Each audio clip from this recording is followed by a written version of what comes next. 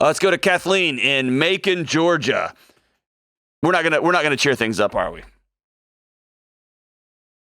Kathleen, you there? Hey, I'm here. All right, Kathleen, what's up? Hey, Dr. John. How are you?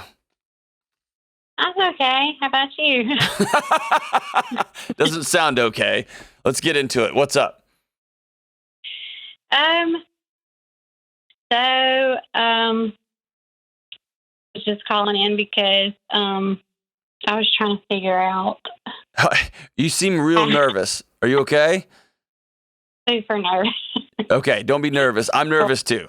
And listen, you've heard this show. I'm not great at this. And so I'm setting the bar really low for both of us. So you're good. So what's up?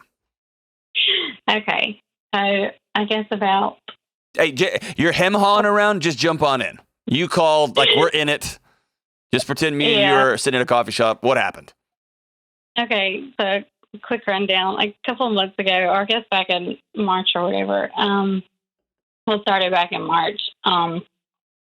I changed jobs or whatever, and I ended up getting involved emotionally with a coworker. Okay.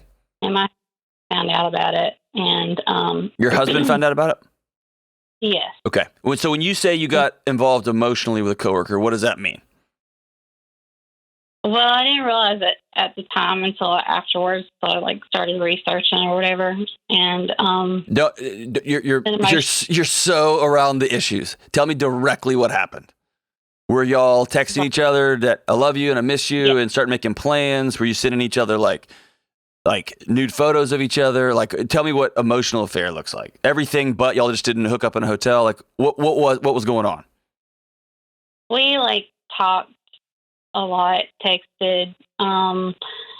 He told me things about his relationship, his wife. I've told him things about my marriage and intimate things that shouldn't have been talked about outside of marriage. I don't know. He would, and we texted a lot. Okay. It was never anything. I mean, it was inappropriate to me. Okay. And that he was, a superior to me. So I mean, he was my boss. Okay. So as far as texting. So your husband finds out about. So backing out, you never slept with him, right? No. Never held hands. Never kissed him. Never. Never. Okay. So in your head, you've called this an emotional affair, but you crossed lines that you shouldn't have. That's where we're at, right? Yeah. Okay. And then your husband found out. Mm-hmm. And then what happened? So, right before this happened, a couple of weeks before this happened, we were already kind of disconnected or whatever. Of course. Yeah. Kind of talking. And this was already kind of happening before I changed jobs back in March. Mm-hmm.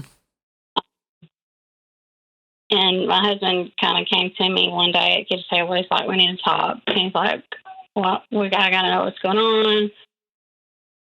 And I kind of brushed off, and he told me about some issues that, he was going through. And he's like, I really want to work on our marriage. And I was like, I do too, blah, blah. And but I didn't tell him about the relationship or whatever. Okay. That I had at work. And because I guess I thought I could end it on my own. That's what I was thinking in my head. Okay. And then a couple of weeks after that, that's when he found out. I was deleting text messages. Mm-hmm. And but I guess it wasn't deleting fast enough on my watch or whatever. And that's how he found out about the messages. Okay. So you crossed some lines in your heart and in your head, and then you lied to your husband about it, and your marriage was already messy, and he had been vulnerable with you and said, hey, I really want to work on this. And you said, me too. And, but yet that would have been the moment to say, hey, I'm not doing well either. And you didn't, you kept that quiet. And then he discovers this on his own. And now what? Does he want to be done with this whole thing? Yeah, because, well, back in the past, like, even before all this happened, I had, like, an issue where, like, I racked up, like, a ton of, like, credit card debt. And I ended up coming clean about that a couple of years ago. And, anyways, we're working on that, and we're getting that all, figured out and paying all of our debt down or whatever. And But you have a history in this so, relationship of being dishonest with your husband. yeah. Yeah. And So how can I help you? he has this thing about trust. Most of us do, just FYI. Like, man, my husband's so weird. He's got this thing about trust. All of us do, really. So, like... Do you struggle with taking responsibility for stuff? Well, no, I take responsibility because I'm angry at myself that I do this to my husband. But, like, every day, like, he's always questioning, like, he still thinks, like, we did, more. He still thinks every day, did you have sex? Did you have sex? I was like, no, we did not. We did not do anything more know, than but that. It was just... Of course he's going to, because you've got a history of lying to him. Mm-hmm. And so that's why, like, my real question was, like, how do I earn trust or whatever with him? And I just, even like, I'm 100% honest now. Like, he knows everything. Like, he knows all about our finances. He looks at my phone all the time. I don't ever close out of apps. I don't delete anything. I know, but you heal from this. You heal from this type of trust. You quit your job, you said? Yeah, I quit my job. Okay. Like, I was on 3 months. You heal from this type of dishonesty slowly and over time. And he has to decide. He's going to have to decide to be vulnerable and be willing to be lied to and hurt again. And it's going to take a long time. My guess is you also are dishonest about other things. And that these are 2 big ones because you got really busted, right? Yeah. But that there's other things too.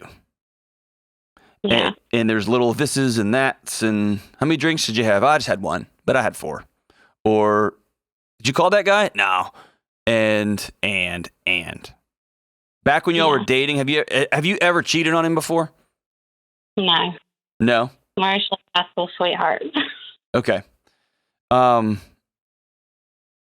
Yeah, your relationship's not doing great.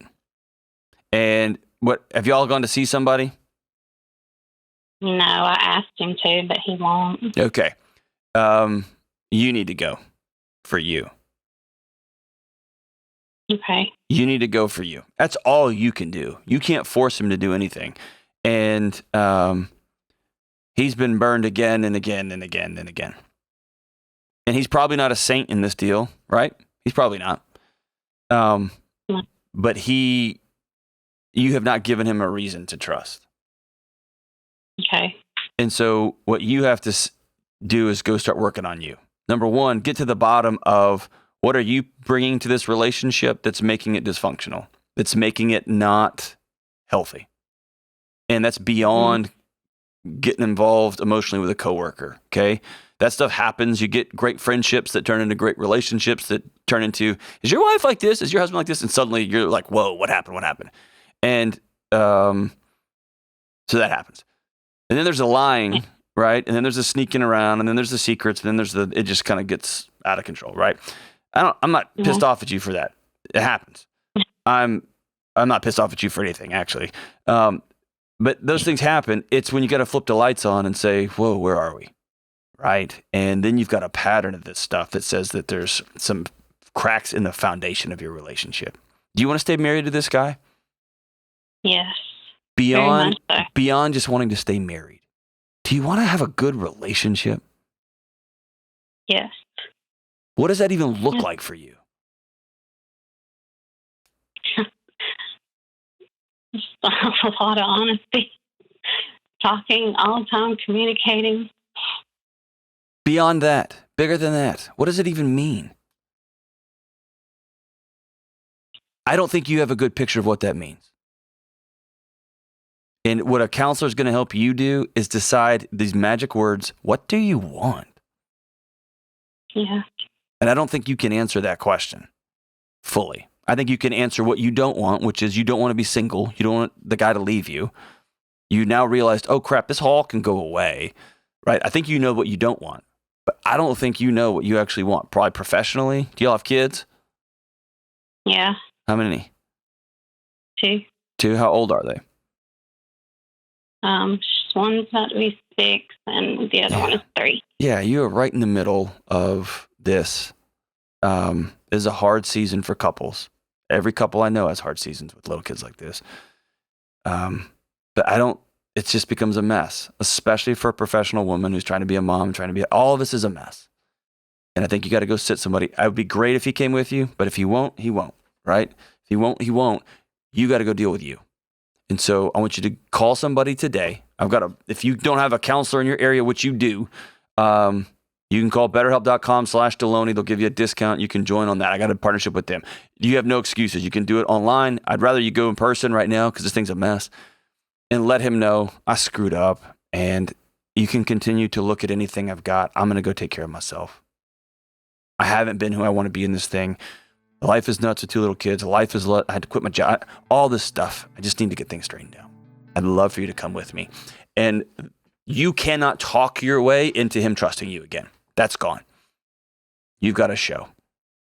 And not performative, not look, but I love you. I'm going to keep showing up. I'm going to keep showing up. I'm going to keep showing up. And I'm going to start working on me. So thanks for that call, Kathleen. That's hard, man. That's hard. It's hard. I'd love to talk to him. Have him give me a call. I'd love to hear his side of this thing too. I'd love to chat with him. Sorry, there's not like a silver lining on this one right now. This is just mess. Actually, you know what? There is a silver lining on it, but it's going to take a lot of work, a lot of intentional work, and a lot of Kathleen going first, right?